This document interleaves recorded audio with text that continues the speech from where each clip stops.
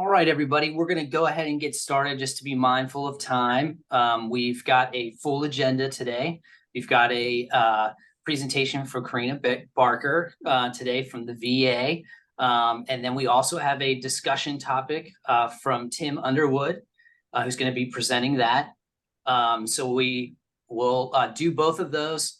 Carolyn Canini cannot be here today. So we might not do the breakout rooms depending on how many people get on here. We might just do a group discussion all together around the discussion forum, but we'll kind of play that by ear. And then at the end, I just have a couple of announcements about the new ecosystem we've been using. There's a couple of new functionality features now in it that I wanted you guys to be aware of that you might be interested or might not, but just wanted to let you know. So we're going to go ahead and kick it off. Karina, I will turn it over to you. Go ahead and take it away. Yeah, my name is Karina Barker. So thank you guys so much for having me today.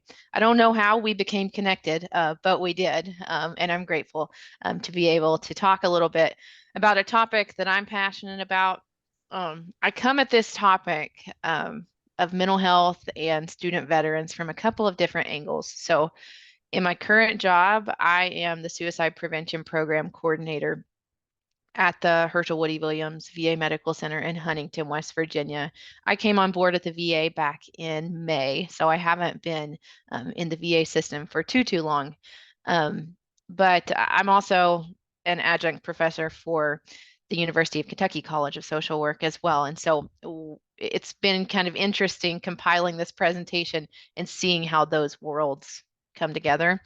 And then also my husband is a veteran as well too, who was a student at one point. And so I've seen some of this stuff, on a personal level too. So my area of expertise, I guess as much as you can be an expert in it, at the VA is suicide prevention. So I can answer a lot more questions surrounding that. So I say that to say if there are any questions today that I can't answer for you, please let me know and I will find the answer. What I've found when it comes to mental health and student veterans that is that within the VA itself, there's not really a designated point person at our location who manages this. And so a lot of the information for this presentation that I've pulled from has been from the VA's College Toolkit website, which I share in the resources of this too. So I'm not the best at following the chat box either, so please stop me at any point if there's anything I need to stop on. Let's see. Okay, can everybody see my slides okay? Okay. So I'm going to go over the objectives. We're talking about veterans and college life, my area of expertise, veterans and suicide, as well as an acronym that goes along with that. And then I'm going to share some resources too that I think you all will find to be helpful. By the end of today or this next hour, the idea is that you're going to better understand the unique challenges faced by veteran students and how to be of support. Learn ways to act with care and compassion if you encounter a veteran who is in crisis or who's experiencing suicidal thoughts, and that you'll have a greater awareness of resources available to veteran students. I'm going to share a video. It's only like a minute or two where this individual shares her firsthand challenges that she has as being a student veteran. The biggest thing for me is that I felt very out of place. I'm in a college environment, I'm working with kids that are my age, but still feeling like, they're perceiving me as being this very hard military girl, and I was trying so hard to get out of that, and I couldn't, no matter what I did, seem to change that about myself. I would say that it made me definitely isolate more because, especially being in class, you have people that don't seem to they take for granted the things that no longer take for granted, i.e. being, subordinate to your professor, being on time, doing things, just for the sake of getting them done. And it was just very hard to make friends, to, make friends at work because they never really seem to be orderly. And I think the hardest thing with transitioning is that you want to be a civilian, you want to have the freedom, but then you also want to have that underlying structure. Like, these people don't understand, I'm on my scholarship, I'm on VA money, I'm here to, my time is valuable, and so is theirs, why aren't they doing it? So It made me incredibly frustrated. It made it very hard to enjoy school the first year and a half. In tandem with going to the VA, I also was meeting with the wellness center at our school, social worker, who referred me to a vet center that works solely with veterans and it's a free service. And then also, so I go see my social worker and then I'm medicated through the VA, in which case I was prescribed medications and then the psychiatrist calls me once a month, see how I'm doing. I've been doing much better at trying to manage my symptoms and cope with them as they happen or even prevent them. And definitely the medication has been working and it helped me a lot with getting through school, finishing my degree. So I like that video. It was short, but she really hit on some big challenges that our veterans who are students are facing. Because the reality is they're not your average student when you think of what the mold of a traditional student is. In that they've come from an environment that's very different than the one that they're in when they become a student. She mentioned, even getting used to the idea that she was a subordinate to her professor, because a lot of our veterans do come from those leadership positions too. So today's student veterans are non-traditional students. Many are several years older than your traditional students. For example, only 15% are between the ages of 18 to 23 years of age. She mentioned in that video too that taking things more seriously maybe than your traditional students who are 18 to 23 because it's being funded in a different way or they're more invested in their education that way. I'm not saying everybody, but just sometimes in general, the veterans that we work with. I will say as a professor too, I can often tell the difference in my students who are veterans versus those who are not because of their approach to things. Nearly half of these individuals have children or are married, and many of them are managing multiple roles, such as parent, spouse, employee, student. A lot of these individuals are not just solely a student. In addition, veterans who are students may still be participating in drill on the weekend or have the potential to deploy, which involves a time commitment too, and this could intensify stress among the student as well. And then a big thing that I focus on in the realm of suicide prevention, but also applies to this, is the adjustment that student veterans have to civilian life. Simply trying to find your purpose in the world after you spend X amount of years doing whatever it was that you were doing in the military is a huge transition. And so navigating financial things that come with this, as well as other things, if you have experienced trauma and then trying to navigate that in conjunction with going to school too. Although, these are non-traditional students in a lot of ways, veterans bring a lot of strengths to college campuses. And those include work ethic, organization, leadership, discipline, follow through, teamwork, a sense of duty, problem solving, resiliency. And I think it's important that we recognize those. I found this information regarding faculty members and how you can be of support that I really liked. It says faculty members are the most consistent points of contact for student veterans and are in the best position to notice if a veteran is facing challenges. So we as faculty members, I say that as if I'm a faculty member with whatever organization this is, but we're all kind of on the front lines to be able to identify problems among them and help them in the best way that we possibly can. Says a relationship with a faculty member or an advisor can be the single thing that helps a veteran remain in school. And I think that's important because we can't forget the impact there.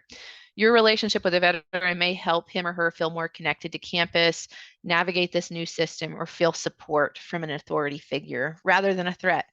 What I found with a lot of veterans that I work with is that they struggle to trust people for whatever reason. And so if you can be someone that they can confide in, that's a big strength in their life. How you can show support, recognize what we talked about, that a veteran is a non-traditional syllabus.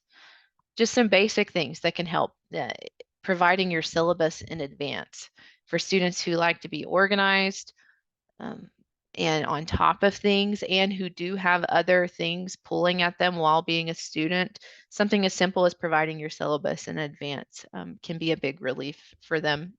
Encourage communication. I don't know who else on this call is a professor or, has students coming to them wanting them to be flexible. My approach as a professor is with them is, I recognize what it's like to be a student. And then in this capacity, I recognize the unique challenges that comes from being a student veteran. But the one thing that I encourage them is to just communicate with me what's going on, and let's see if we can come to a solution together. I found this statement on a VA website that it encouraged to put in your syllabus, which I haven't done as an instructor, but is something that I will now consider doing. Include the following statement: veterans and active duty military personnel with special circumstances, such as upcoming deployments, drill requirements, disabilities, are welcome and encouraged to communicate these in advance if possible to the instructor. A very brief statement, but for someone who's reading over the syllabus, that can be very comforting to them ahead of time too. Encourage the veteran to get involved. Another big, I guess, thing that retains veterans in school is being in contact with other veterans too. So if you know of any other veterans that are at the campus, or any support groups, or any point people specific to that veteran population, I think it's important that you share those with them too. And then again, be flexible. This topic, or this presentation, is like heavily embedded in mental health. So how will I know if a student needs mental health support? Consider talking with student veterans when you notice the following behaviors. And I will say this doesn't just apply to student veterans, this could apply to other students as well. Withdrawal and isolation from other students, experiencing extreme emotions or tearfulness, confusion or irrational thinking, high anxiety, unhappiness or disgust, outbursts of negative behavior, marked difference in appearance or poor hygiene, excessive sleepiness, written or oral mention of harming themselves or others. And we're going to get into that in a little bit too. I teach online, so some of these would be very hard for me to recognize as an online instructor. So I will say, from an online capacity, if you notice a lack of involvement, or in group projects, or even submitting assignments and stuff, those could be signs too that any student really needs additional support or reach out. I was talking with my husband before this presentation, and he kind of laughed at this slide because I'd asked him the same question. How should you talk to a student veteran? And he's like, what do you mean, how should you talk to a student veteran? You talk to them the same way that you talk to a normal student, which is true to an extent. But again, the VA site does suggest ways that you should approach or talk to student veterans. Talk with the student after class or in private. Express your interest in supporting the student veteran. Focus on observable behaviors and avoid judging or criticizing. Use I messages. I've noticed, blank, ask open-ended questions, but avoid why questions. For example, you could say, what's going on for you right now? What I've found with a lot of veterans that I work with, they come from this state of being in fight or flight. So even if you're not intending to be threatening in conversation, it can be easy for them to become defensive. And again, I don't say this with everybody, but a lot of people that I've worked with too. And so just be mindful of the way that you come across in conversation. Listen closely and demonstrate understanding before moving on to problem solving. Ask what you can do to help. What do you need? How can I help? How can I be a support to you throughout this educational pursuit? Complete the following chart with helpful numbers on your campus. I think it's helpful really for any student to have something like this on hand. A number with your campus's counseling services. What's the name of your director? Is there someone on your campus that specifically specializes in working with veterans, student veterans? Any other significant staff? What's the number to your disability resource center? Do they need an accommodation letter or something like that? Where would you steer them to go for that? The number of the Office of Student Affairs, the Dean of Students, the campus police number, campus crisis team. I don't know if all the campuses that are involved in this call have things like this available to them, but I do think it's important to have a directory on hand available to provide with somebody who may need it. So a program that I learned about that I think is super helpful and worth sharing is called the Veterans Upward Bound Program. And this is through the U.S. Department of Education. It's a program designed to assist, motivate veterans in the development of academic, basically to support them along their academic pursuit. They offer things like education counseling, reading and writing skills, tutoring services. And the advisors in this program are veterans themselves too, which can be a big support for a veteran going through school. There is a person based out of Elkins College in West Virginia who is an academic advisor for Veterans Upward Bound. And I shared his phone number in here. He doesn't just help people based out of Elkins College. It could be anywhere within his catchment area. And I wasn't sure that even if he doesn't, even if that individual doesn't fall under his catchment area, he'd get them set up with the academic advisor in their catchment area too. So I included the phone number on here too as a resource. And then also Rick Hickman, he's the vocational rehab specialist based out of our VA with the specialist. He specializes in mental health too. Again, I've struggled finding like a specific point person at the VA who works with student veterans, although Rick is the closest person I can find to that too. So he encouraged me to share his contact information and extension too, in case anybody wanted to reach out to him if they had a veteran, in need, whether within the VA or not, that he can direct in the right place to provide additional assistance. There's no service connection requirement, to utilize this program, meaning they don't have to have a disability or really anything like that. They just need a copy of their DD 214.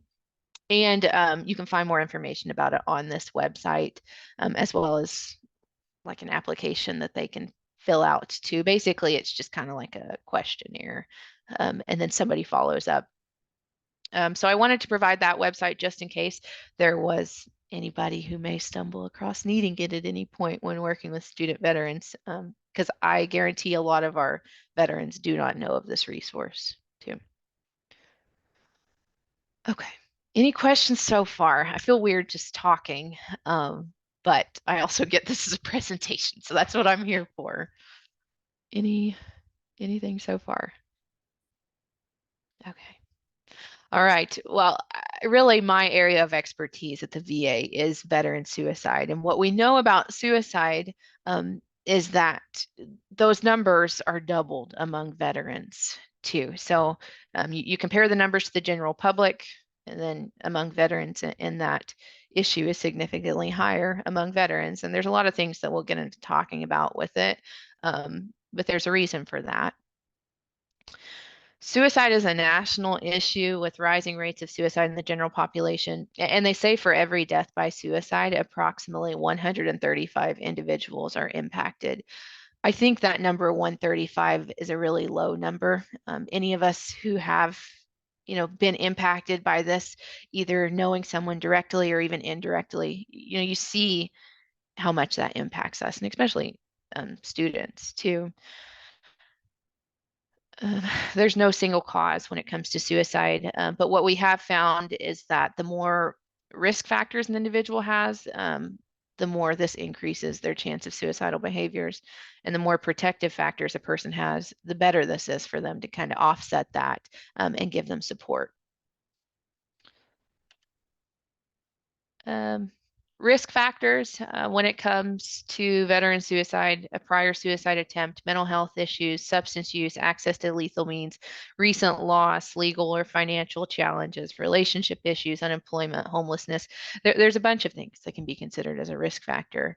But what we want to enhance among veterans and any individual are those protective factors, such as access to mental health care, a sense of connectedness, problem-solving skills, a sense of spirituality, mission or purpose, having good physical health, employment, social and emotional well-being. We tie this back to students who are veterans. And something in the realm of suicide prevention that we talk about a lot are the 3 Ps: people, place, and purpose. And chances are, if you're feeling this way, something's not going right in 1 or 3 of those areas. We talked about that adjustment period and transition from civilian to, or military to civilian life, and how that intertwines with that sense of purpose an individual has. So you could see how this could be a potentially vulnerable period for an individual, when it comes to suicide too. What we know with suicidal crises is that they're brief from their time to decision to action. The study showed that the majority of people, 71% of people who attempted suicide did it within an hour, meaning that they had that initial thought and then within an hour acted on it.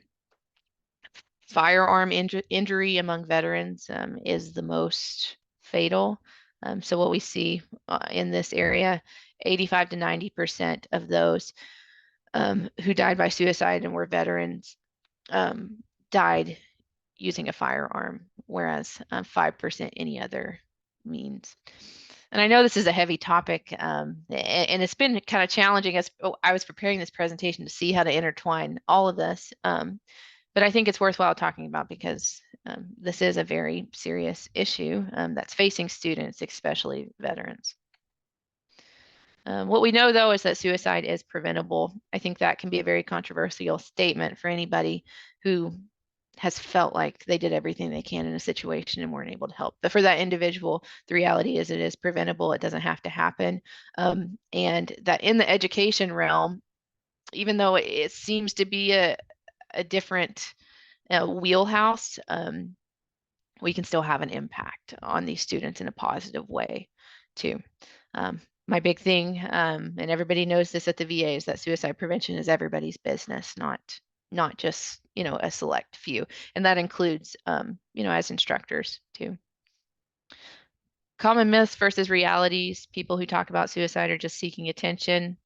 The reality is that no matter how casually or jokingly said, suicide threats should never be ignored and may indicate serious suicidal feelings too. So, just be mindful of that. The only person who can really help someone who's suicidal is a mental health counselor or therapist. I hope that's not true because we're very outnumbered in this side of things. The reality is a special training is not required to safely raise the subject of suicide. Helping someone feel included and showing genuine heartfelt support can also be a big difference for them during a challenging time. The VA is very big on acronyms. I've learned since coming on board. And the big one in the suicide prevention realm of things that we focus on is the SAVE acronym. And I'll go through those steps. SAVE will help you act with care and compassion if you encounter a veteran, or I'll say anyone who's in a suicidal crisis.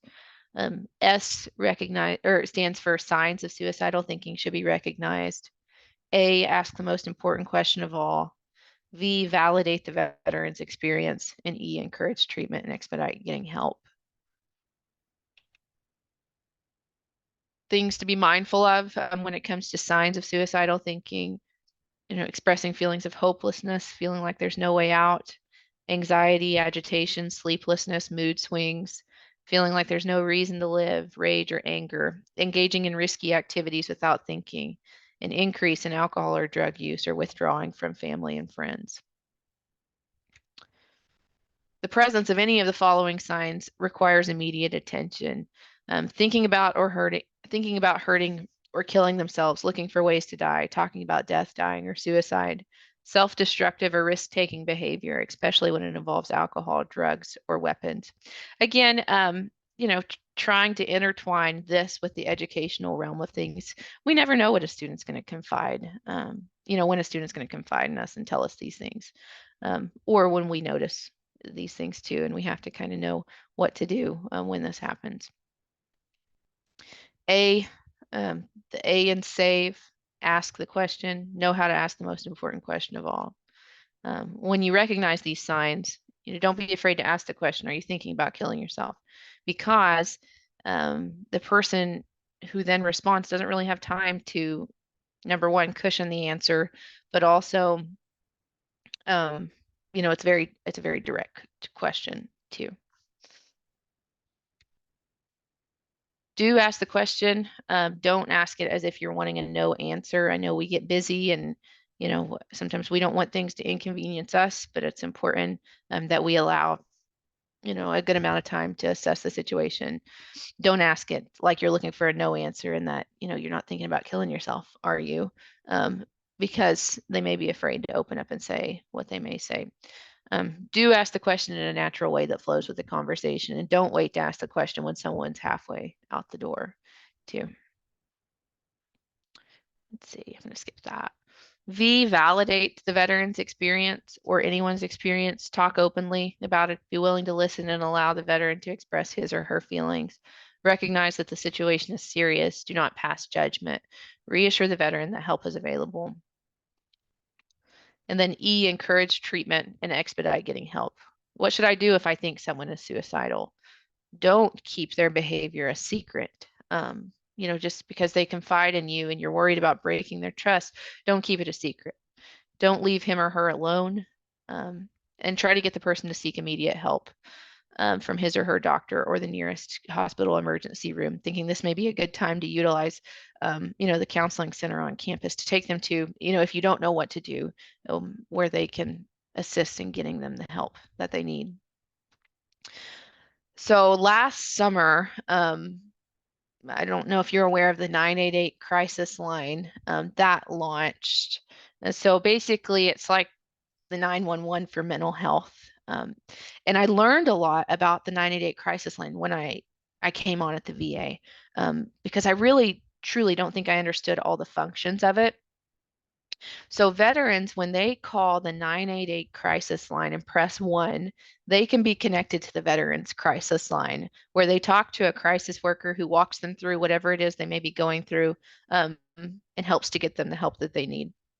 So my role at the VA is I follow up on referrals that I receive from the veterans crisis line.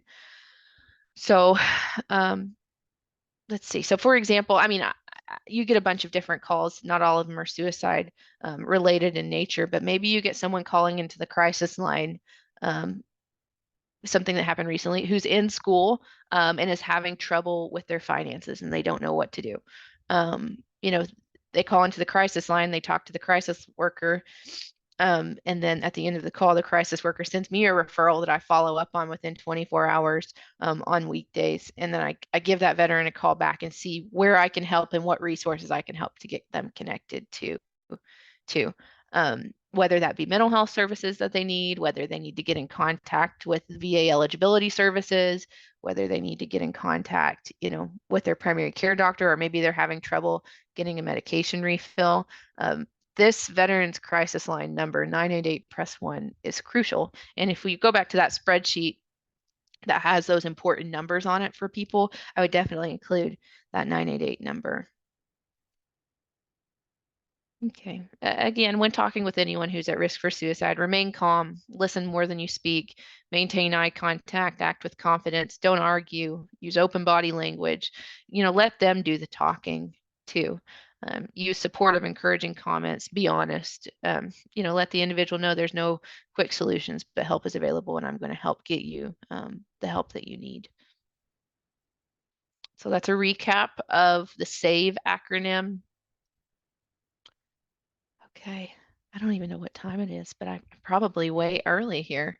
Again, this Veterans Crisis Line number, you can call the crisis line on behalf of someone else. So you can call as a third-party caller if you're concerned about someone and want them to be checked on. You can call them in conjunction with an individual. There's just a lot of power behind this number. And I always say, if a veteran doesn't know where to turn in the VA system to get the help that they need, call that 988 crisis line, because if anything, it'll get them in contact with me after they make that referral, and I can help get them to where they need to go. So sometimes we get people calling in because they know that that's how they can get the help that they need too. There's a couple websites that I've included on here too that can be good mental health support for veterans. Let's see. Looks like I didn't finish that slide, but you have the slide in there about the Veterans Upward Bound program. The VA College Toolkit is where I pulled a lot of that beginning information in here out about additional info for faculty and staff. What I found was hard when researching, the topic of student veterans. Really, it's hard to come up with a one-size-fit-all program for them because a lot of people's benefits and stuff are different depending on their eligibility. So that's why I was really happy that I came across that Veterans Upward Bound program, because that's a program available to anyone.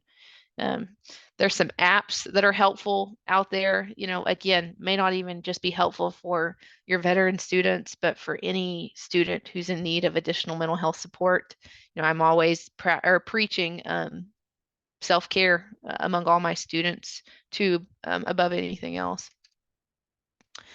Coaching into Care, this is a website that you could go to, or the veteran can go to if they're struggling in any specific area. You can kind of indicate what area that is, and then it kind of submits a request, and then someone from the VA can follow up with them.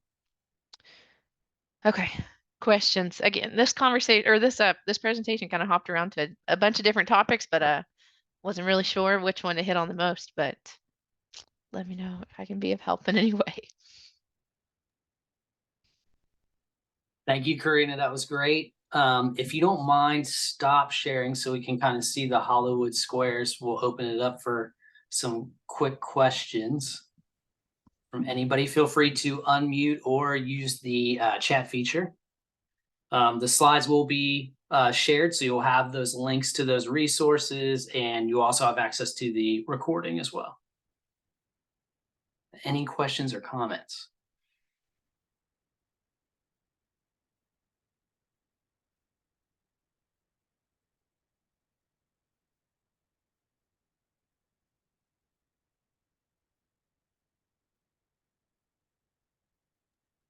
Okay, yeah, go ahead, Tim.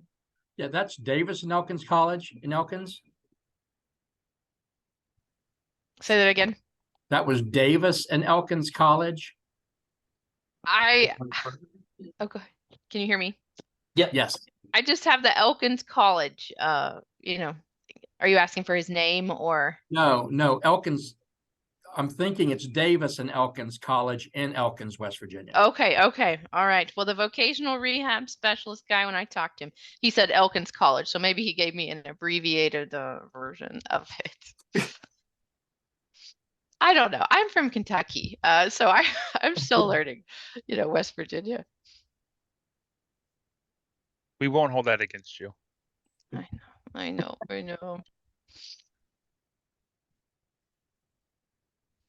Well, but I did think that, oh, sorry. I was going to say, I ahead. did think that was a great resource though. As a point person for student veterans, because when I was compiling this presentation, I was like, I do think it's important to hit on, those risk factors for students and suicide, as that's my specialty area. But I think what people really want to know probably in this type of meeting is what's something tangible that I can give them for extra support too, in addition to whatever, support things my college offers too. So. Oh, that's great. If there are any questions from the group, offline or in between, please just feel free to email me and I can get those to Karina, or use the information on the slides. But we'll go ahead in the interest of time and switch gears and do the discussion forum. But thanks again, Karina. Really appreciate the time and the presentation. It's great. Okay, so Tim, let me share my screen. I'll share the discussion forum, and you can just walk us through it, and then we'll have a discussion.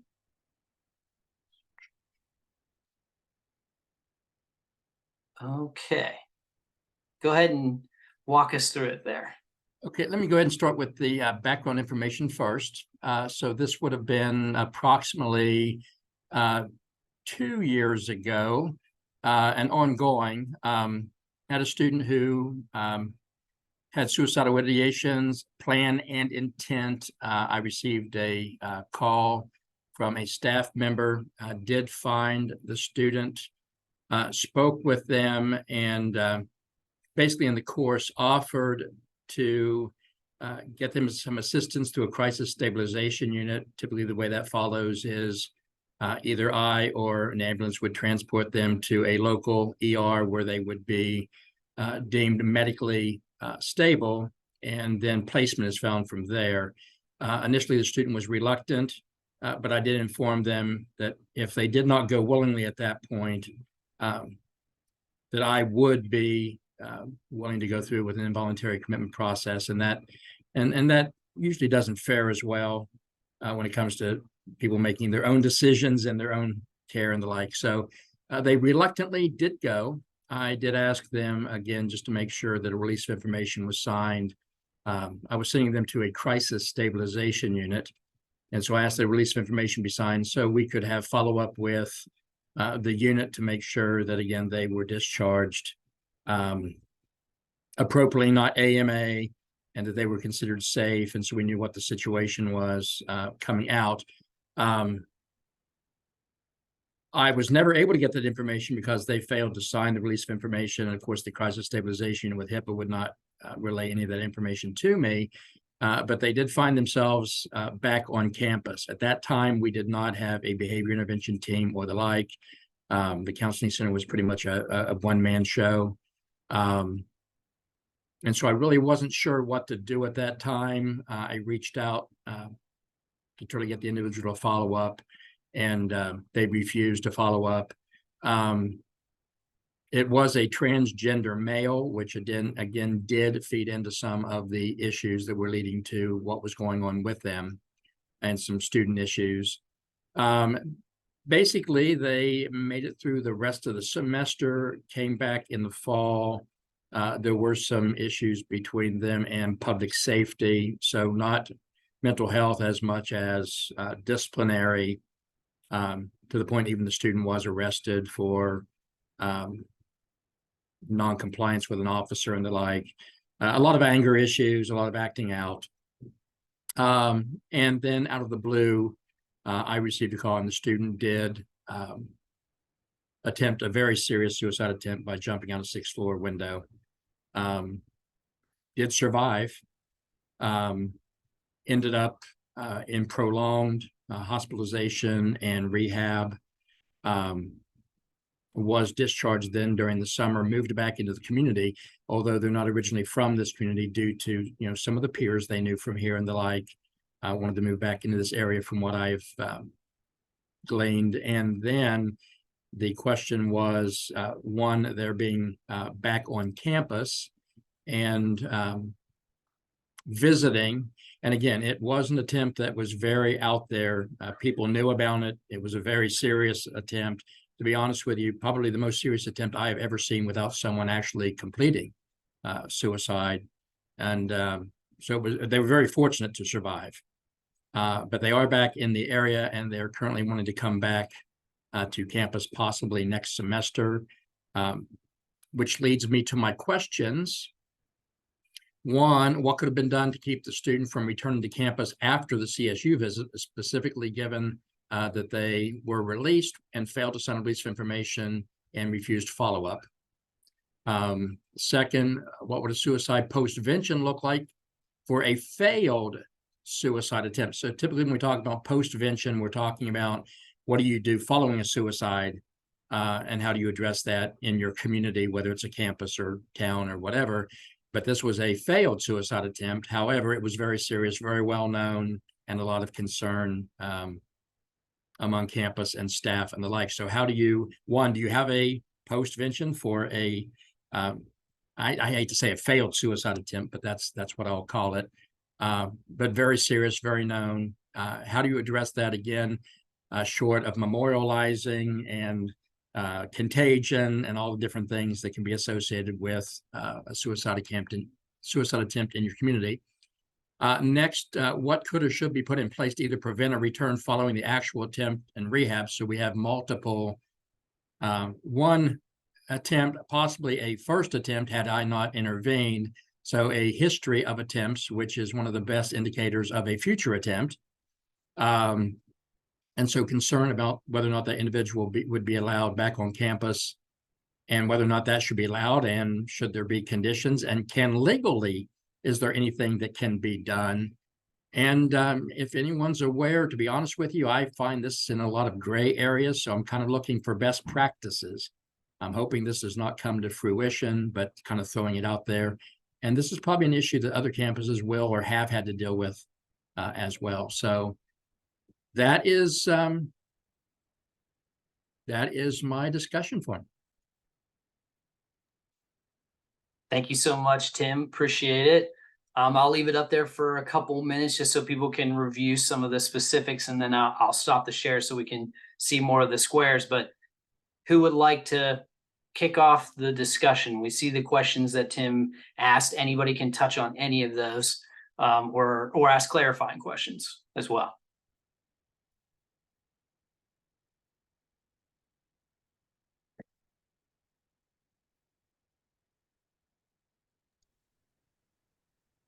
Hi, I don't see if there's anybody on there and the others involved that has to deal with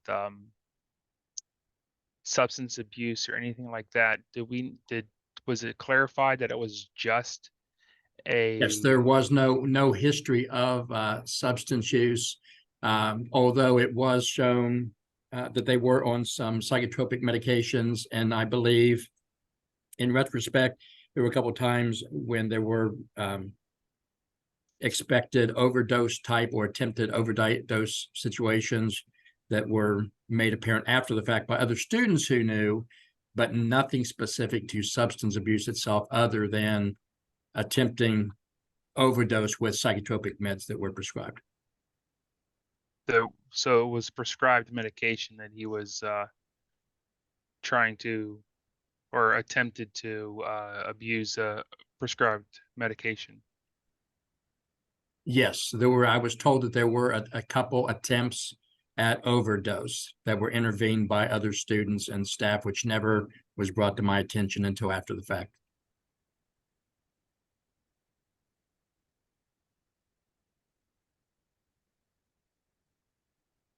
So I guess my biggest concern is you're not looking at one solitary attempt, you're looking at least two, and by the time you look at it, maybe as many as 4 that are actually known. And then the safety of having this person back in a residence hall with that history. Well, I mean, that just goes to a policy issue of like, what validates one person's feeling for safety, on your school's policy. Because if a person feels unsafe in the residence hall, I mean, is there a level that says that somebody else has to get involved once they reach a certain criteria?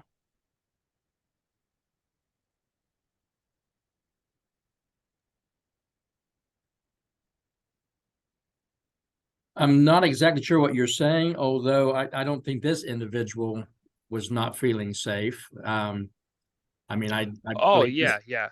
I mean, this behavior, I think, would occur wherever they're at. Yeah, but you said that he was trying to regain entrance into residence hall, right? Yes. So the other residents in the hall have Yes, whether or the not they right would to- feel safe in that type of situation. Yeah, Because that was one of my biggest concerns was, how such a serious attempt made publicly on campus affected the campus community as a whole. I mean, it affected staff, professors, students, everyone. And that was the question. Everyone was reaching out, wondering if we were going to do a postvention. Like, you don't do a memorial service for someone who survived, but then again, that's kind of a gray area. How do you address it? We addressed it by simply doing some extra QPRs in light of the situation, question, persuade, refer, suicide prevention trainings and the like, but did not publicly address it as a whole, again, due to FERPA, HIPAA. Mhm. So I work in housing as well as student conduct. And I noticed on there you had that there were a couple of disciplinary issues. And one thing that we do, so we have a specific, I work at West Liberty. We have a specific policy that says, and I pulled it up here, anything that threatens or endangers the health or safety of any person. So I think you could justify that this is a situation where they are possibly a danger to themselves. And what we've done is kind of gone through the student conduct process, but not in a punitive manner, more of a here are the steps we need you to take in order to stay on campus and continue to live in the residence halls. And then we kind of do almost like a contract with them through that conduct process. But instead of being punitive, it's, you know, you need to meet with the counselor and different steps that they have to take depending on the circumstances to kind of get them through. Now, I haven't had any student that we've done that with that's really kicked back on that and said, no, I'm absolutely not going to do that. Most of them, the cases that I've dealt with, I've been here for 19 years, have been students that did want that help. So I don't know if you would get a lot of pushback, but if there's something in your policy, either in your student code of conduct, or if you have special, like we have a residence life handbook as in addition to our student code of conduct, I think you could probably take some action based on that. But again, not about, we're not punishing you. Here's how we want to help you to succeed. So it's kind of partly how you have that conversation as well. But I would also say, coming at it from the perspective of a housing person, depending on where this incident happened, a lot of times my RAs are the first to deal with some of these mental health crisis situations. And we have lost students in my time here. And also making sure there's that mental health support for whoever dealt with the situation, if there were students or other staff involved, because I know it really, even minor incidents, what we would consider minor compared to what you're dealing with, has a much stronger impact on my student staff now than it did even 10, 15 years ago. So I would say also having that support. We're really lucky we have two great counselors here that offer that support. So just my thoughts.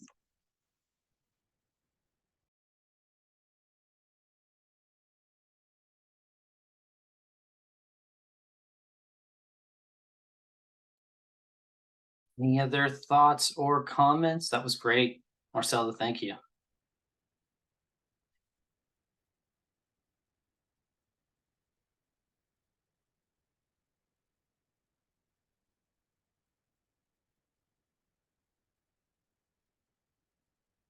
Any best practices? I know this is, like Tim said, it's kind of a different kind of situation, but any best practices that you just, you know, around something like this, whether it's getting them back into housing or handling the student itself, just any best practices you could think of that you would share. I'm kind of wondering about the best practices around a post-vention in a suicide attempt that was not completed. Again, there are post-vention guides out there for someone who, you know, takes their life. You know, what do you do after to address that? What we did do, we did within a few days, well, within the week, we offered 2 or 3 different QPR trainings, and anyone who knew what was going on probably could have connected the dots, and then also just sent out emails from the counseling center saying, you know, if you would like mental health support during this week, if you have any issues or concerns or the like, please contact. And we kept the office open a few extra hours in the evenings that week. Nobody showed or whatever, but you know, those were some things we did as far as post-vention. But I didn't know there are post-vention guides, but that's for a completed suicide. But so being able to address it, it's kind of like the elephant in the room, if that makes any sense. Everyone knows about it, but not everyone's sure how to address it. So, and I don't know if there's any best practices even around that at this point. This is Kurt from WV Parkersburg. I too know of no best practices, but based on what I heard you describing, I think you did the best that you could, because again, the privacy of the individual who did survive is actually of extreme importance as well. I think you did the best possible.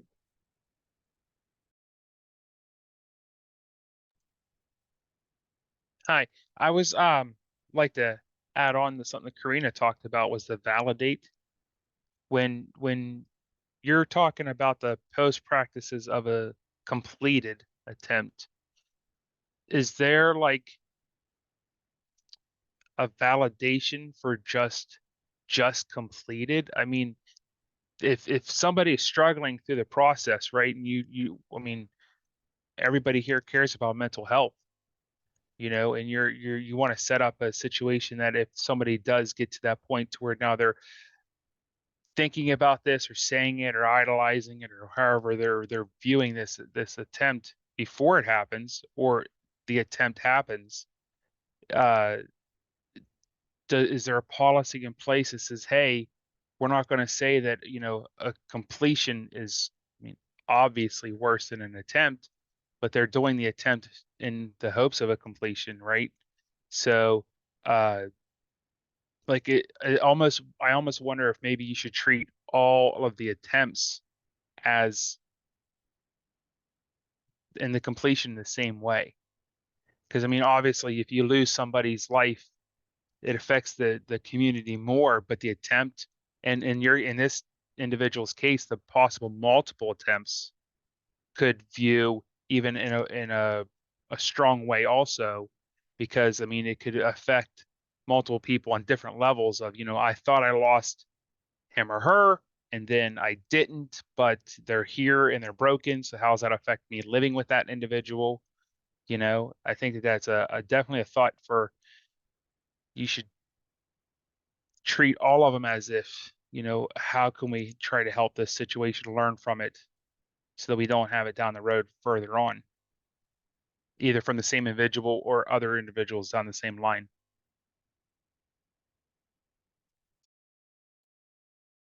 My biggest concern at that point was the confidentiality of the situation. That was and being able to balance that. Yeah, with HIPAA rules is what they are. I mean, if you come out and say that this has happened because of a recent incident, and everybody knows that John was a recent incident, because that type of information spreads around the campus or community very quickly, then yeah, it does draw attention to who it is.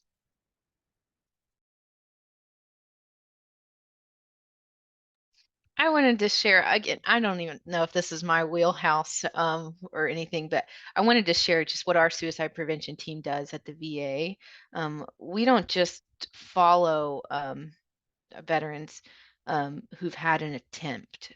So when a consult's put into us, we follow them if they've had suicidal intent, preparatory behaviors, you know, anything, even if they had an attempt and, you know, it didn't work in the way that they wanted it to, like we still follow them, hence the concept of suicide prevention. And we provide so many outreaches to them within a certain period too. So again, I mean, I get that I'm in a healthcare system and it's a completely different thing, you know, when it comes to education too. But I just wanted to touch that we don't just follow, you know, certain cases. Like our team genuinely works in the realm of suicide prevention. So I don't know if, and I know that counseling services on campuses are completely just saturated right now too, but I don't know, you know, what additional outreach is done by the counseling team after things like that happen.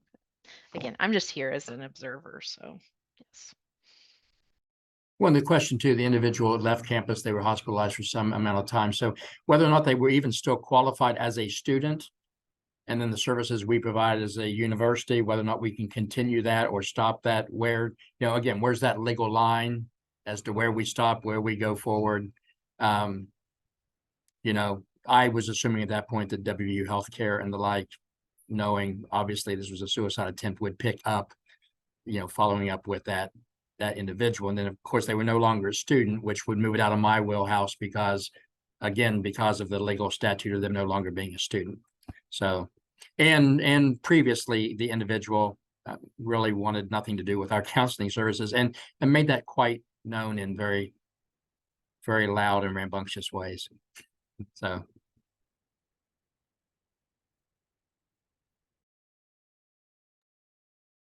Tim, we appreciate you presenting that case. It was a tough one for sure. Thank you for the comments from the group. That was great. Tim, I've taken some brief notes. We'll send those back to you, so hopefully you don't miss anything. Also, you can always go back to the recording as well, but I'll follow up with you on that. We've got a couple of minutes left. I just wanted to update you guys about the new iEcho system, which you use to join and sign up for this Echo. They have added 2 features that we're going to test out, or you have the opportunity to test out. Let me share my screen just real quick. So if you log into your account and you go to this Echo project, you can see you have the sessions on the left here with the dates. If you click our next session, they have now included adding it to your calendar. So you click on that, it'll send you an email with the calendar invite. The caveat with the calendar invite is there's no Zoom link included in the calendar invite. And the reason why they haven't done that is they're claiming is security. We're working on them with that, because if it's your account and you log in and it's password protected, you would think that would all be square. So we're working on that, but at least if you just need something to bookmark your calendar, this is, you can do this. Now, I will say it's not a one size fits all. So if you click this one, you get all of them. You'd have to go and do each one. Again, we've put that in there, is that there needs to be an option to do all of them at once, like you know, to give us more functionality. But it is an update that they have done, that you can at least get it to bookmark your calendar for that time period. The other thing we are going to try to do, and we really want your feedback, is that under all the participants here that I have access to, you won't see this part of it. But I can actually now send emails through the system. So I can send you the reminder emails. I can send you the recordings, or, you know, whatever we'd want to do. I'd like to test it out with the reminder emails just to see, 1, is it going to your spam folder and you're not getting them? 2, does it look different? Are you not under, you know, is it screwing up the links? You know, just those kinds of things. If you guys don't mind, we're going to try it for next month. If you guys could then provide some feedback, whether you like it, hate it, we just need to know, because the more info we get back, the more we can send back to the IT team for them to make changes. And that's what we want it to be most beneficial for you guys. It doesn't really matter for us. It matters for you guys. So just be on the lookout for that. The next month's reminder session, which reminder email that comes out 2 weeks before or a week before, we're going to try it through the system and see how it works. Okay. I appreciate everybody looking into that, because that is, it's been a journey with this system. So we're always looking to improve it. So if you have ideas like, hey, it'd be great if there was a button for this, we want to know, because we have a lot of say in this. We have a lot of pull in it. So that's why we're really pushing for these updates. Like with the calendar, we're going to push even more for the calendar integration and things like that. So our next session is going to be on November 7th. And that's going to be on digital wellness. So be on the lookout again for the email for that.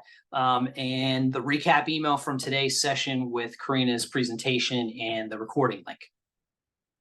All right. Thanks again, everybody. Have a great rest of the week, and we'll see you in a month.